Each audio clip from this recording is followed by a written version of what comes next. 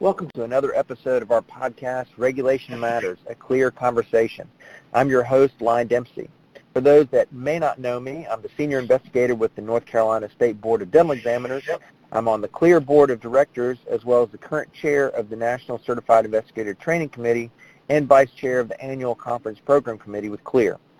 As you may know, Council on Licensure Enforcement and Regulation, or CLEAR, is an association of individuals, agencies, and organizations that comprise the international community of professional and occupational regulation. Our podcast is a chance for you to hear the latest and greatest in our community, and today I'm joined by Douglas Bilton, Assistant Director of Standards and Policy with the Professional Standards Authority in the UK. We're glad to have you with us today. Welcome. Hello, Lyon, and thank you very much for inviting me to take part in this conversation. Absolutely, and thank you for joining me. Today's topic that we'd like to talk about is the current research interest at the Professional Standards Authority. I guess let me start by asking the first question: why is the authority interested in research? Well, more than anything else, what we're trying to establish is that professional regulation is an evidence-led area of public policy, and one where, when we develop and improve, we're informed by the best evidence that we can possibly get hold of. We realized a few years ago now that most of the research going on in the sector, in the UK at least, is fragmented. It tended to focus internally on regulated internal processes. What we've been trying to do at the authority is to build better links between the academic world and the world of regulatory practice, and to encourage research which really breaks new ground. And that could be research which we commission or undertake ourselves. It could mean research which is undertaken or commissioned by the regulators we oversee, and they could either do that themselves singly or together in some sort of collaboration. Or that could mean bringing research in another field to bear on the current regulatory issues that we're looking at, where maybe that wouldn't have happened otherwise. Or alternatively to that, it could just involve getting the academics who might not have even thought about professional regulation as an area of study to be interested in it. What we've tried to do is to commission and encourage other people to commission research which really addresses the big questions in regulation, like how do we shift the focus so that we're more about preventing professional misconduct rather than reacting after things have gone wrong. And it's been great to see actually how positively and enthusiastically the sector is engaging with this. Well, that's great. Now, you mentioned earlier that you're trying to encourage research that would break new ground. Can you give some kind of examples of some research that is groundbreaking, if you would? Yeah, absolutely. There's one example that comes to mind is the research that we've commissioned from Professor Rosalind Searle at Glasgow University. Although she was at Coventry University when she did this piece of work for us, she's doing a bit more, which I'll talk about in a moment, in her new role at Glasgow. Professor Searle came to us with the idea to look at the data that we hold at the authority about the regulators' final fitness to practice hearings. These are the 9 UK health and care regulators that we oversee. The final fitness to practice hearing might be the equivalent in other countries of a discipline committee. And what the authority's role is in relation to these hearings is to review the outcome. It's one of our roles, I should say. It's to review the outcome, and we can take action if we think the decision about if there's a sanction, for example, that's been applied to a registrant, if we think that hasn't protected the public adequately. So, say someone was suspended temporarily from the register when we think they should have been removed. There are various courses of action we can take. Now, because we do this, we've got a huge database of thousands of cases going back several years. And for each of those cases on our database, we've got what we call a determination. It's a record of how the panel that heard the case reached its decision. It's a summary of the evidence was considered and various facts and circumstances about the case. Now, Professor Searle has analysed these as a psychologist, looking at the themes or trends that can be observed in that data and looking at questions like, are there any discernible behavioural traits that emerge on the parts of registrants who get into trouble? And in doing so, what she was doing was drawing on the whole academic literature around counterproductive work behaviour. And the reason that we think this work was groundbreaking was because we don't think that in asking questions in regulation about why people can go wrong in the workplace, we don't think that that particular whole field of literature has ever been applied before.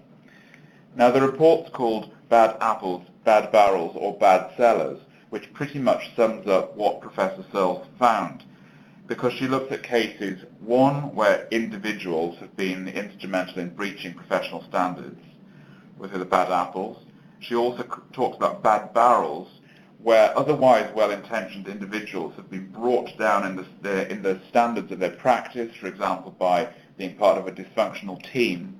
And finally, bad sellers, which is where problems in the wider system for providing health and care to the public have caused some kind of breakdown in the performance at the individual's level. Now, you might ask why we do this as the Professional Standards Authority, which has oversight of the professional regulation in health and care in the UK. I mentioned earlier, one of the things that we are trying to achieve is a shift of the focus of regulation so that it looks forwards and anticipates problems rather than reacting after the fact. When things go wrong, as we all know, it causes harm and it costs time and money, as things are put right, but also the process of referral to regulators, investigating and holding hearings, the costs just mount and mount to everyone involved. And the best way to stop things going wrong is to understand the real reasons and the circumstances which result in these situations occurring in the first place.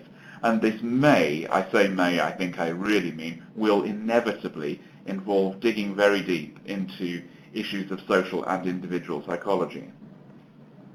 Well, that's very interesting. So with so many people interested in regulatory development around the world, obviously that's something that CLEAR is obviously very heavily involved with. How do you bring all these things together? Well, as you said, the international organizations such as CLEAR and also organizations like IAMRA are obviously increasingly popular.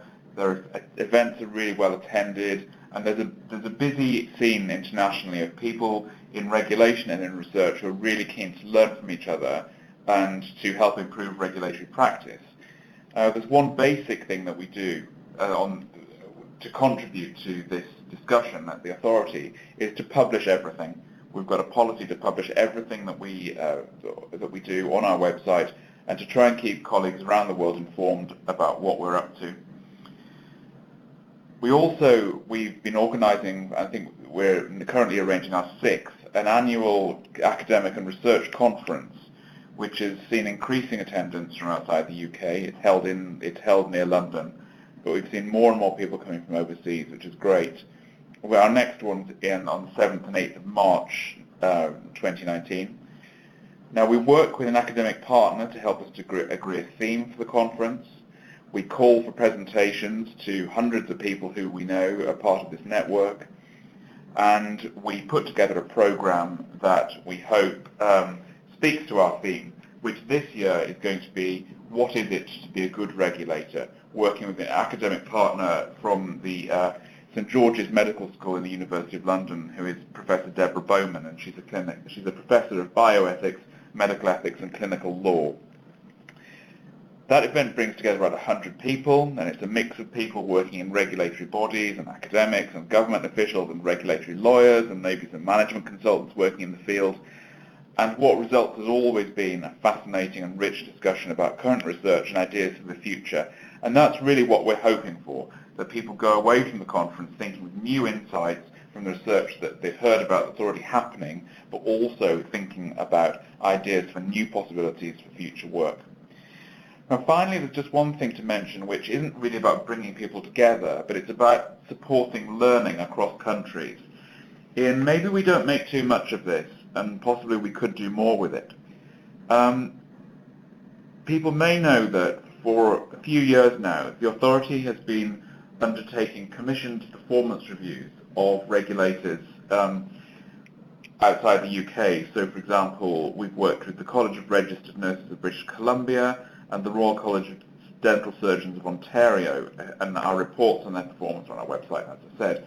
Now, in those reports that we publish, we always include a section which describes regulatory arrangements in that country for health and care professionals more generally. So why do you do that? We find it's a long-standing challenge that if you try and compare different regulatory systems, you quickly run into some difficult territory because of the different legislation and the different powers and the different names for the same thing. And the opposite, which can be even more confusing, is where within that regulatory community, a word is used to mean one thing and it means something completely different somewhere else. So, for example, quality assurance has several different meanings depending on where you are in the world when you say it. Now, what we're trying to do with putting those chapters into the reports is to build up some plainly worded accounts which try and overcome those linguistic barriers and describe in a really straightforward and plain language how regulation is delivered, what the relevant law is, who the organisations are with responsibility for regulating and that kind of thing. So by doing that, what we're hoping to do is create a set of relatively easy to compare descriptions. Now at some point it'd be really helpful to do something more formal, I suppose I mean actually more rigorous, with a more rigorous methodology to make sure that when we try and learn from each other, and this is what this is all about, we're really comparing like with like. So for when people meet at a conference and they talk about the different things that they do, there's a way more formally to take those examples and say, well, yeah, you do this here and it works really well and people are really interested in it. But if we try and lift it up and transplant it somewhere else, will it work equally well there? Or what might need to be done to prepare the ground to make something work equally well somewhere else? Gotcha. Well, I guess going back to your data and research, when the authority is looking about commissioning research, how do you decide what gets taken forward? Well, we get ideas from all sorts of sources, actually. I mean, the work that I was talking about earlier by Rosalind Searle was, the situation there was that she came to us with an idea, saying that she'd really like to look into this. And so we then think about, well, what do we think of that? Do we think it will be useful contribution to the evidence base? Do we think it will contribute to patient safety? And of course, finally, do we have the budget available to fund it? Now, there's another source of recommendations for the research that we take forward is reports and investigations. So there's a recent example of this, which is the rapid policy review that's been carried out by Sir Norman Williams into gross negligence manslaughter in healthcare, which was published in June 2018. And that made a number of recommendations specifically for work by the authority. Now, one of those was actually very opportune because it's something that's been an issue of concern to us for a while now, which is to look across different professions and look at the consistency of the outcome of fitness to practice procedures. So just to reiterate, that's our equivalent of complaints, investigations and discipline. Because it's often said that the outcomes are not consistent in that for some professions they appear to receive a more or less harsh or more or less lenient treatment than others through the processes of the different regulators. But it's not as straightforward as just looking at cases which are about similar kinds of professional misdemeanor and then looking at what happened in the end. Because there are a lot of factors at play, and just to give you some examples, there's the fact that the regulators are operating to different legislation, individual professionals have a different span of responsibility from each other, both generically and in relation to the very specific job that they have at that time. There is the fact that through the fitness to practice process, there are different provisions for representation, so for example by lawyers or trades unions or others. Those are just a few of a long list of different variable factors that could have an impact on the outcome of a case. And what we don't have at the moment is a methodology that's been specifically designed to adjust for all of those different variables.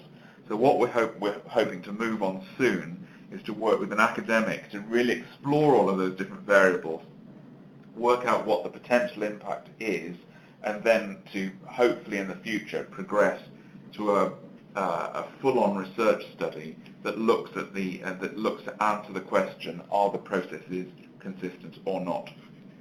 So that was my second area, and the third is where we, as the Professional Standards Authority, have decided it's really important to pursue something that we're leading, and we're looking for academic researchers to help us take things forward. So an example of this that we're looking at the moment is that listeners may know that a few years ago we developed a method for generating advice on the right kind of regulation for particular groups, and we called that method right touch assurance.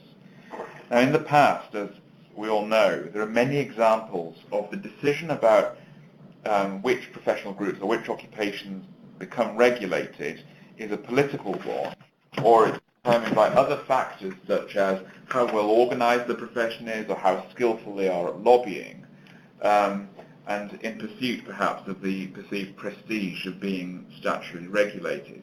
Now, as the authority, we can only advise when we are asked on what we think the right form of regulation is.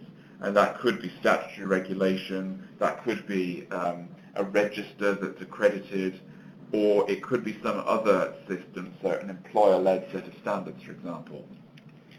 But what we're trying to do is to develop that model that we call right touch assurance, so that what it generates is advice that's been based on an assessment of risk, because this is where we think the right form of regulation should arise from. It's what is the best way to manage the risks that arise from the practice of a particular profession. So, to come back to your question, we're taking our methodology forward a step, and what we're currently doing is that we're out to tender for an academic or a group to work with us specifically to create a risk calculator, which can look at all of the areas of risk that a particular group's work creates, and can take that, crunch it, and produce advice at the end as to what we think the best form of regulation is. Well, that's very interesting and quite an undertaking, especially when you consider going across multiple different disciplines.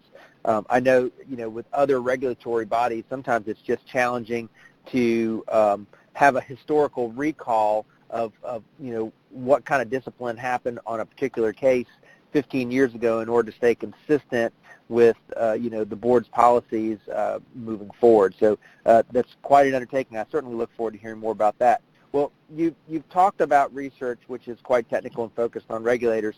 Do you also do research directly with the public itself? We do, and there's one piece of work that we're in at the early stages of at the moment, which I was very keen to talk about. And what we're hoping to do, which doesn't sound maybe all that public-focused, it's about advancing regulatory theory. And in this case, it's about how patients and the public keep themselves safe when they're going through a health or care process. Put like that sounds quite technical, but as I'll try and explain, we think this is going to be something that's really impactful for patient safety in the future. So people may be familiar with the fact that in 2015 we reissued Right Touch Regulation, which is one of our sort of keynote publications about how we think about regulation. And that in there we talked about how different agents of patient safety work together and interact to keep people safe. And those different agents include regulators, employers, health and care professionals, the law, and of course patients and publics themselves. And in different situations we talk about how those different parties each play their own different part in ensuring that what happens is safe. Now, if we think, for example, if someone was going to a professional who they had chosen to see themselves, such as a private osteopath or a chiropractor, maybe for something that was relatively minor, where they, the patient, were relatively in control, they were very involved in decisions about what happened, in that kind of situation that you might expect they would be playing a larger role in keeping themselves safe, more safe than somebody having an emergency process in hospital. But we've never really taken that idea any further about what the patient's role is and what it really means to keep yourself safe, or what it might be reasonable to expect patients to do. Now, last year I was lucky enough to work with Samantha Peters, who until quite recently at the time had been the chief executive of the UK General Optical Council, and we worked together on a chapter for a book that was being published by Routledge on trust in different settings. And we contributed a chapter on trust in health and care. Now, out of that piece of work came the idea of constructive distrust. And we talked about this as being an attitude on the part of the patient, where the patient inquires, not in a hostile and aggressive way, but an attitude where the patient feels encouraged and able and comfortable to ask questions about what's happening, and also to challenge things or to raise their concerns where things don't look right. So it's a frame of mind where the patient would be pretty beady-eyed in looking after their own interests, but not one where they would be obstructive or uncooperative, which would inevitably lead to problems in delivering care to them. Now, having developed this idea a bit, back at the authority, we started thinking about whether constructive distrust might be a way in to thinking a bit more about what we really meant about patients playing a part in keeping themselves safe. And this is going to be one of our next research projects. We're at the moment going out to tender to find a company who can work with us to run some public focus groups and do some structured interviews with members of the public to find out what they think about this idea of being constructively distrustful. Would they find that an empowering idea, or is it possible that by promoting an idea like constructive distrust, we might actually undermine people's confidence in the care that they're receiving? Now, of course, the answer to that question will be different for different people, but what we're hoping is that out of a discussion, we'd understand more about what it is that makes people feel comfortable about speaking up when something doesn't look right, and what it is that makes people feel inhibited. So why do people speak up? Why don't people speak up? When they maybe think, I don't know why this is happening to me, I can see that this is happening to me, but it doesn't feel right, or I think a mistake is about to be made of some kind. Well, you might ask again, why are we getting into this so deeply? Now, it's interesting when you talk to people about this idea of constructive distrust. Initially, that might seem quite an alien concept, which people don't feel easy about, and they feel that it's somehow they're taking on too much responsibility for what happens. But then also, when you start talking about it a bit more, people often will tell you about situations where they or somebody close to them have seen something go wrong when they've been receiving healthcare and have or haven't done something about it. And you only need to look at a lot of cases where things have gone very badly wrong in health and care, and there's almost always someone who knew. And that someone is often the patient.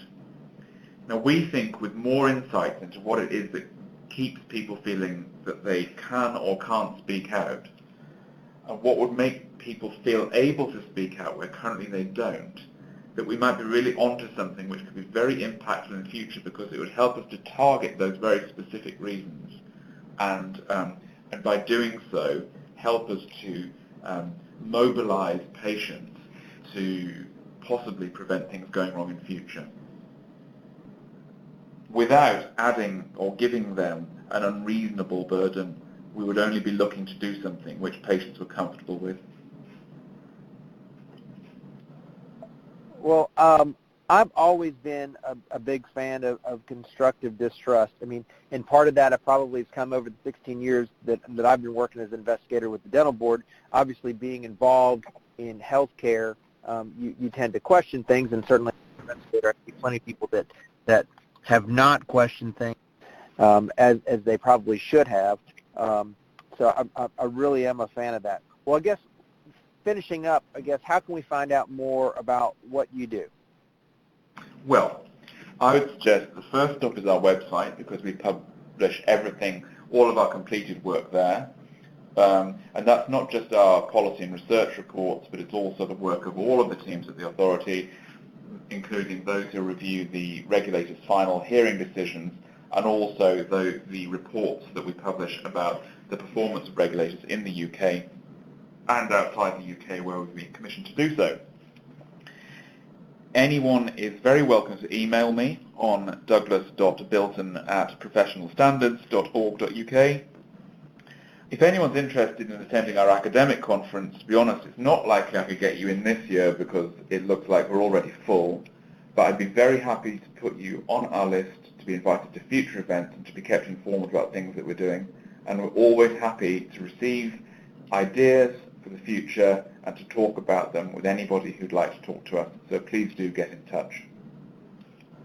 Well, I'm certainly excited and interested in hearing more about how the research goes in the future. But I do want to take time to thank you for being a part of this podcast with us today. I think it's always wonderful to be able to hear new ideas and have a conversation with other professionals. So thank you for speaking with us today. Thank you.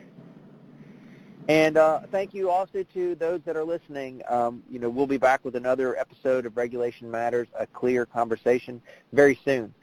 As I'm sure you are aware, we are available on a lot of different podcasts through Podbean, iTunes, Apple Podcasts, Google Play, Stitcher, Spotify, and TuneIn. And if you've enjoyed this podcast episode, please leave a rating or in the comments of the app. Your reviews help us improve our ranking and make it easier for new listeners to actually find us. You can find out more information about Douglas and information about our organization, clearhq.org.